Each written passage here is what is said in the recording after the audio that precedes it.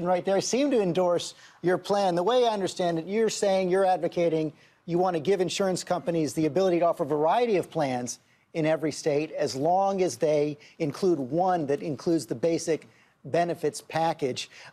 Some analysts are saying that's going to be a classic death spiral. Well, good morning, George. Good to be with you. You know, when it comes to repealing Obamacare, what I think is critical is that Republicans, we've got to honor the promise we made to the voters that millions of Americans are hurting under Obamacare.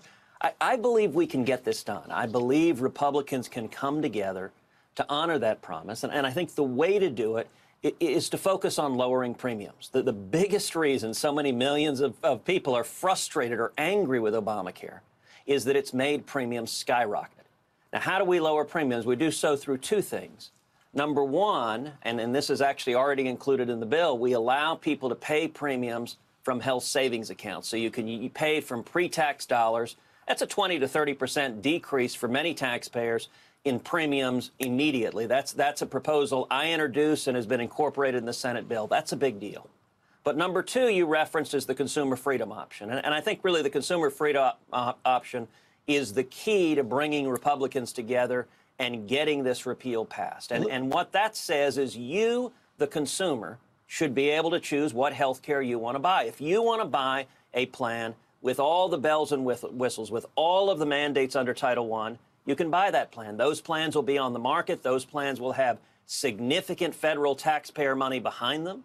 But on the other hand, if you can't afford a full Cadillac plan, you should be able to buy another plan that meets your needs. And so the consumer freedom option gives you, the consumer, choice whether to go with the full Cadillac or a skinnier plan that's a lot more affordable. And for a lot of consumers, that may be much better than having no coverage whatsoever, which is what they have now. As you know, this could be an uphill fight with some of your colleagues, including Senator Chuck Grassley of Iowa, is worried what it's going to mean for pre-existing coverage of pre-existing conditions. Here's what he said to Iowa Public Radio about your proposal.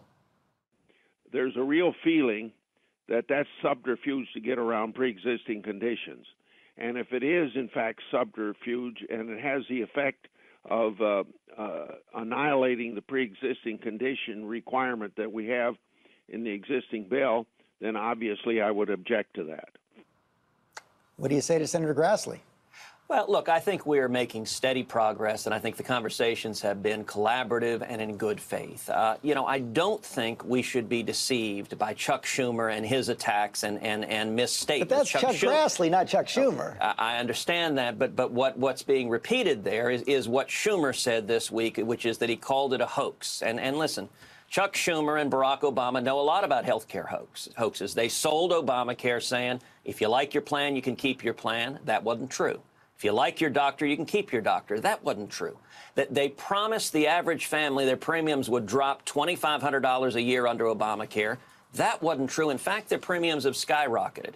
When it comes to pre-existing conditions, the Consumer Freedom Amendment was designed to be a compromise, to bring together both conservatives and moderates, to unify the party. How does it do that? Because it maintains pre-existing conditions protections. It is predicated on plans being offered that meet every one of the mandates, including pre-existing conditions. So it doesn't take away anything that people have right now.